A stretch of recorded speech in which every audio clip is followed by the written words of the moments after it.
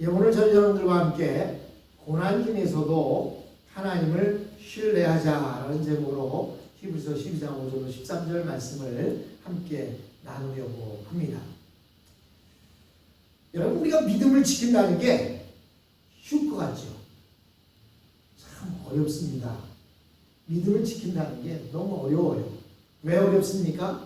우리에게는 욕심과 정욕이 있기 때문입니다. 사람이라면 누구나 욕심이 있어요. 갓난아이도 자기 엄마가 자기에게 안 주고 다른 아이에게 주면요, 쫓아가서 개얼굴 확 꼬집든지 그것을 잡아 뺐습니다. 어린아이가 무엇을 알고 그러겠습니까? 참 우리 인간들에게는요, 어린아이나 정말로 죽을 날을 놓고 기다리는 사람이나 누구나 욕심이 있고 정욕이 있습니다. 그렇기 때문에 우리가 저절로 믿음의 길을 가는 것은 있을 수가 없는 일입니다. 그래서 하나님께서는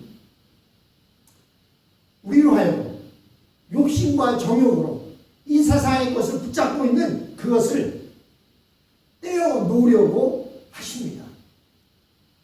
그러고 난 후에도 우리는 귀에만 있으면 자꾸 세상 욕심으로 돌아가려고 하고, 또 하나님은 그것을 돌아가지 못하게 하기 위해서 우리를 꾸지람하십니다. 그런데 그것을 오늘 본문에서는 징계라는 말로 표현해 놓고 있습니다. 즉 우리가 끝까지 믿음의 길을 갈 수 있는 것은 우리의 믿음이 좋아서가 아니라 하나님께서 세상 욕심으로 우리가 세상의 것을 가지려고 할 때 그것을 끝까지 막으셨기 때문에 우리가 믿음의 길을 갈 수 있다라고 이렇게 말하고 있습니다. 우리가 아무리 끝까지 믿음의 경주를 했다 하더라도 그것은 우리의 능력이 아니라 바로 주님의 능력입니다. 그러기에 요한계시록 4장에 보면 하늘 보좌가 열리고 보좌에 앉으신 이가 앉아있을 때에, 그리고 그룹들이 돌아다니며 스랍들이 찬양할 때 그 앞에 머리를 조아리고 금면류관을 쓰고 앉아있던 24장로들이 그 면류관을 쓰고 앉아있습니까?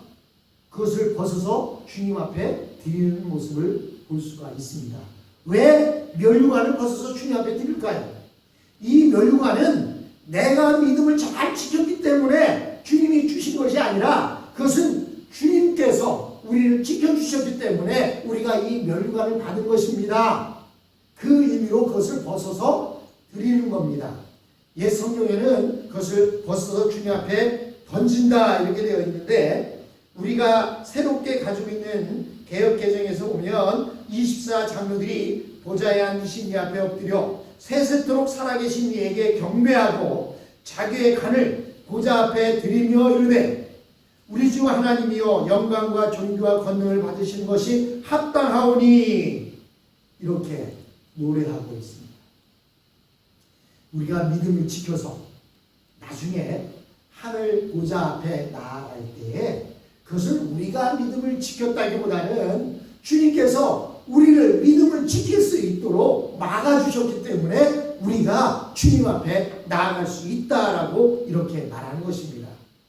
여기서 왜 24장로죠? 네?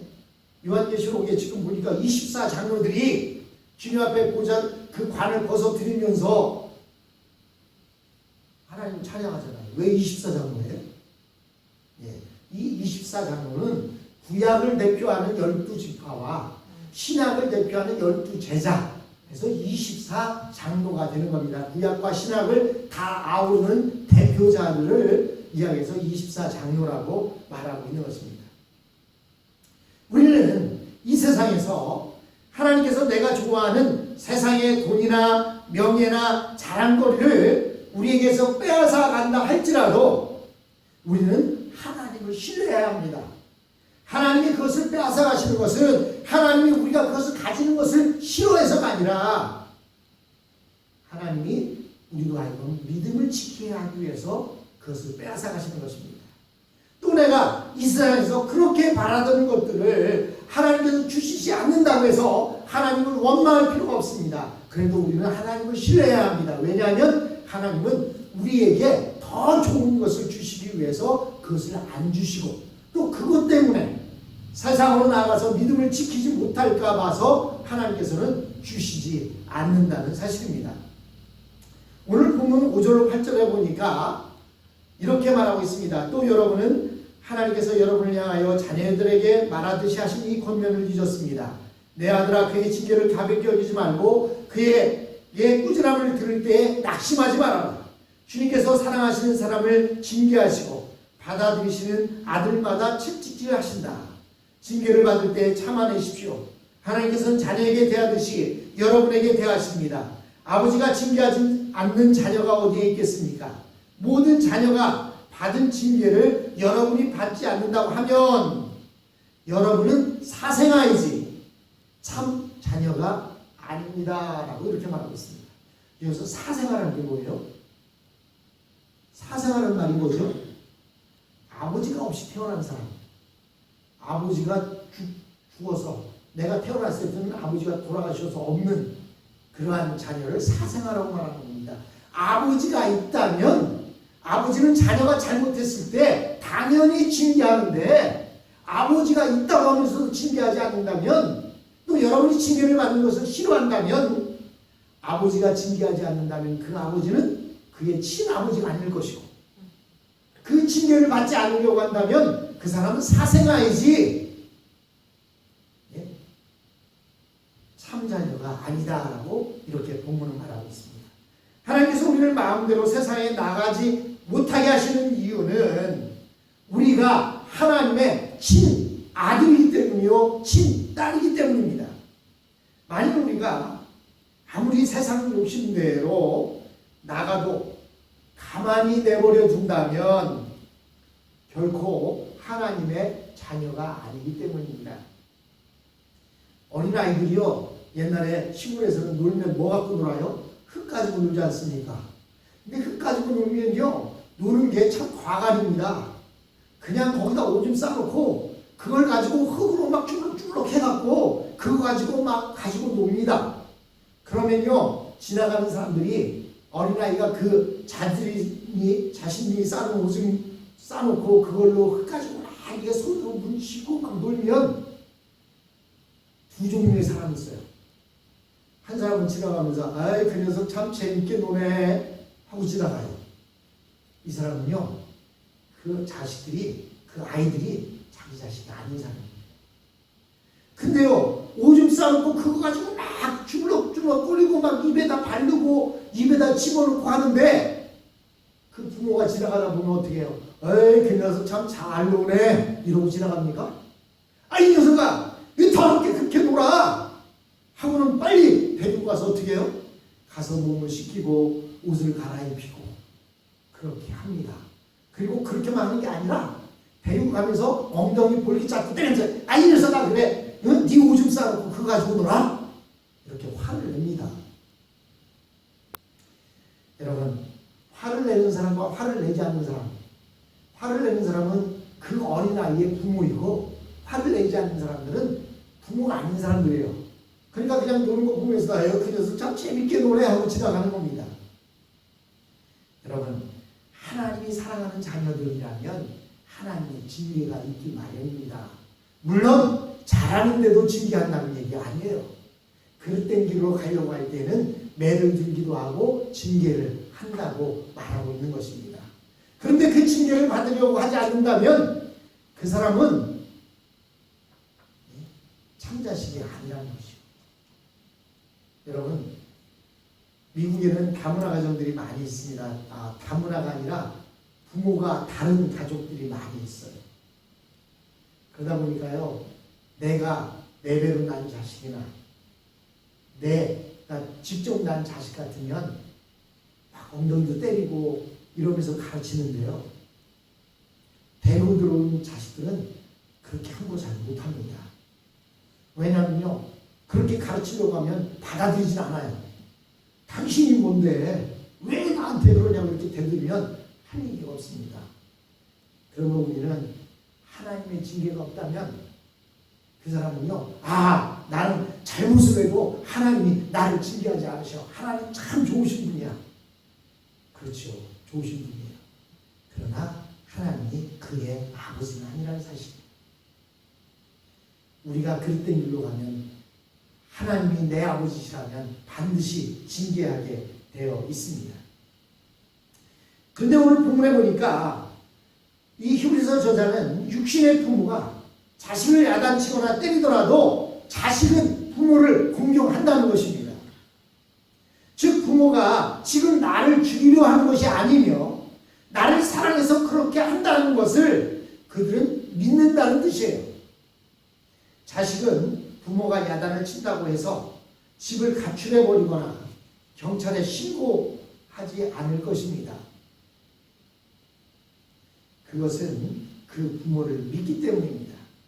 오히려 내가 잘못했는데도 부모가 아무런 간섭도 하지 않고 잘했다, 다음에는 더 큰 죄를 저질러라 라고 말한다면 내가 그 집에서는 포기한 자식이거나 주워온 자식이 분명한 것입니다. 그래서 어떤 때에는 자식이 잘못했을 때 부모에게 야단을 쳐달라고 때려달라고 라고 이렇게까지 하는 자식들도 있습니다. 우리가 편안할 때에는 천국이 굉장히 멀리 느껴지고 주님도 희미하게 생각될 것입니다. 하지만 고난 중에 보면 천국이 너무나도 확실하게 보이고 주님이 바로 눈앞에 계시는 것처럼 선명하게 느껴질 것입니다. 이것이 바로 우리의 소망이고 우리의 나아갈 길입니다.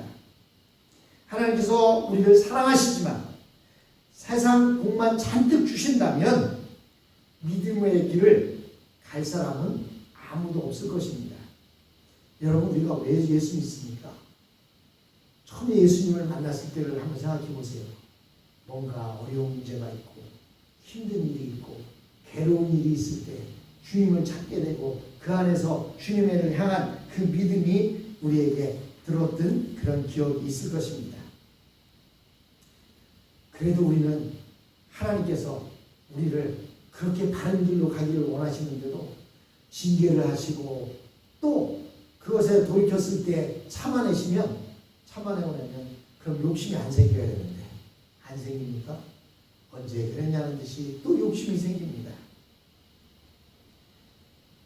그래도 하나님은 우리를 포기하지 않으십니다. 11절로 13절에 보니까 무릇 징계는 어떤 것이든지 그 당시에는 즐거움이 아니라 괴로움으로 여겨지지만 나중에는 이것으로 훈련받은 사람들에게 정의의 평화로운 열매를 맺게 합니다. 그러므로 여러분들은 나른한 손과 힘 빠진 무릎을 일으켜 세우고 똑바로 걸으십시오. 그래서 절름거리는 다리로 하여금 삐지 않게 하고 오히려 낫게 하십시오라고 이렇게 말하고 있습니다. 여기서 나른한 손과 힘 빠진 무릎을 일으켜 세워라 라고 이렇게 말하고 있습니다. 지금 힘이 다 빠져서 팔도 흐느적거리고 다리도 힘이 빠져서 갈치자식으로 이리 갔다 저리 갔다 하고 있습니다. 그런데 오늘 본문을 통해서 말씀하시기를 이제는 정신을 똑바로 차려서 다리에 힘을 주고 씩씩하게 걸어 나가라는 것입니다. 그리고 나중에는 달리기를 하라는 것입니다. 언제까지? 주님 앞에 가는 그 순간까지 나아가야 합니다. 여러분, 제가 운동을 좋아하는데요. 운동을 하다 보면 운동을 잘못 습관으로 운동을 하게 되면요, 오히려 운동하는 것이 독이 됩니다. 운동을 해서 건강을 유지해야 되는데 김진아 원사님처럼 운동해서 아프면 운동 잘못한 거예요. 예. 운동은 갑자기 막 하면 무리가 옵니다. 무리가 오면요, 결국에는 삐기도 하고 다치기도 하고 근육이 늘어나기도 합니다. 그러면 운동에서 건강하려고 한 것이 오히려 건강을 해치게 되는 수도 있어요. 그런데요, 운동을 하다가 근육이 놀랬다든지, 운동을 하다가 알이 뱉다든지, 운동을 하다가 무슨 문제가 생기면 두 가지 방법이 있어요. 하나는 운동을 안 하는 겁니다. 운동을 안 하면 몇 주가 지나면 나아요. 하나의 방법은 운동을 꾸준히 하는 겁니다. 그런데 그때 운동을 할 때는 무리하게 하는 것이 아니라 몸을 푸듯이 운동을 하는 거예요. 그러면 가만히 운동을 안 하고 나을 때보다 더 빨리 낫고 몸은 몸대로 운동을 했기 때문에 그것이 유지됩니다. 여러분이 운동해서 몸이 아프다고 몇 주 쉬었다가 다시 운동하려면 처음부터 다시 해야 돼요. 그래서 첫 주에는 5분, 두 번째 주에는 10분, 세 번째 주에는 15분 이런 식으로 운동량을 다시 늘려가야 되지만 운동을 하다가 알이 뱉거나 근육이 놀랬을 때에는 꾸준히 운동량을 줄여서 하게 되면 시간이 지나면 운동도 꾸준히 해왔고 몸은 몸대로 좋아집니다. 근데요, 운동을 잘못하는 사람들은 운동하다가 뼈버려요. 그리고 또 운동을 하다가 무릎이 나가버립니다. 그래서 연세가 드셨을 때에는 운동을 할 때에도 쿠션이 좋은 운동화를 신어야 돼요. 그리고 자전거를 타려면 엉덩이에 쿠션이 좋은 걸 놓고 앉아서 운동을 해야 돼요. 젊었을 때는요, 그렇게 안 해도 몸이 다 받쳐줍니다. 그리고 막 알이 밴다든지 하면 그게 근육이 생기는 조짐이거든요. 그러면 사실은 근육이라는 것이 알이 밴 것이 점점 모여서 근육이 되는 거예요. 그런데 알 밴다고 해서 그만둬버리고만 하면 더 이상 운동을 할 수가 없게 되어지기도 합니다. 근데 오늘 본문에 보니까 날만 손과 힘 빠진 무릎을 이렇게 세워라. 그것은 늘어지지 말라는 거예요. 포기하지 말라는 거예요. 아유, 난 더 이상 못해. 근데요, 운동을 하다 보면 중독성이 강합니다. 여러분, 중독성이 강한 게 몇 가지가 있는데요. 첫 번째 뭐가 중독성이 강해요? 알코올이 중독성이 강합니다. 두 번째로는 담배가 중독성이 강해요. 세 번째는 노름이 중독성이 강합니다. 그리고 성적인 것도 중독성이 강해요. 그리고 이어서 중독성이 강한 것이 운동인데 그 가운데 가장 좋은 중독이 바로 운동입니다. 그래서요, 이 앞에 오시다 보지만 이 앞에 운동하는 사람들을 보면 두 종류의 사람들이 보입니다. 하나는 등치가 이렇게 커갖고요, 컥컥컥 거리면서 운동하시는 분들이 있어요. 이런 분들은 몇 주 지나보면 안 보여요. 그런데요, 여기 이렇게 지나다 보면 여자분들도 막 복근이 막 생기고 막 근육이 그렇게 좋아서 땡크탑을 입고 막 이렇게 운동하는 사람들이 있거든요. 이런 분들은 자주 보여요. 왜 그럴까요? 꾸준히 하기 때문입니다. 우리가 주님 앞에 가는 그 순간까지도 우리는 꾸준해야 돼요. 너무 오버페이스를 하면 안 돼요. 100m 달리기를 할 때에는 처음부터 끝까지 힘을 내서 달려야 되지만 마라톤 경기를 할 때는 어때요? 힘을 잘 분배를 해서 끝까지 꾸준하게 달려갈 때 상급을 받는 겁니다. 그런데요, 마라톤 경기하는 사람이 100m 달리듯이 갑자기 폭발력을 내서 뛰고 나면 더 이상 달릴 수가 없는 겁니다. 그래서 30분을 달릴 때와 10분을 달릴 때 힘의 분배를 다르게 해야 되는 거예요. 찬양을 할 때도 그렇습니다. 여러분, 찬양을 잘하는 사람들은요, 이렇게 촛불을 앞에 켜놓고 찬양을 해도 촛불이 흔들리지 않는다고요. 왜 그러냐? 호흡을 길게 가져가기 위해서 호흡을 강하게 뽑아내는 거예요. 그런데 찬양 잘못하는 사람들은요, 갑자기 찬양하면서 숨을 탁 뱉어냈기 때문에 촛불도 흔들리고 그 다음 노래를 안 하면 그 다음 박자까지 갈 수가 없어요. 그러니까 숨 쉬느라고 정신 못 차려요. 여러분, 우리의 이 신앙의 경주는 꼬린 지점에 도착할 때까지 꾸준해야 됩니다. 우리가 그렇게 할 수 있는 것은 하나님이 우리를 지켜주십니다. 잘못된 길로 가면 징계도 하시고 우리가 바르게 잘 가고 있으면 당근도 주시고 그래서 우리로 하여금 그 믿음에서 벗어나지 않도록 우리를 지켜주십니다. 내가 잘못했는데도 하나님이 벌하지 않는다? 좋아하지 마십시오. 혹시나 내가 하나님께 버림받았나? 그렇게 생각하십시오. 그리고 내가 무엇인가를 잘했는데 하나님 상급이 없다? 하나님, 내가 이거 잘했으면 돈이라도 좀 길 가다가 100불짜리 하나라도 죽게 해주셔야지. 아니에요. 하나님은 더 좋은 것을 위해서 예비하고 있다는 사실입니다. 오늘 본문에 고난 중에서도 우리는 하나님을 신뢰해야 된다고 말하고 있습니다. 언제까지? 주님 앞에 가는 그 순간까지 우리는 하나님을 신뢰하고 하나님만 붙들고 나아가야 됩니다.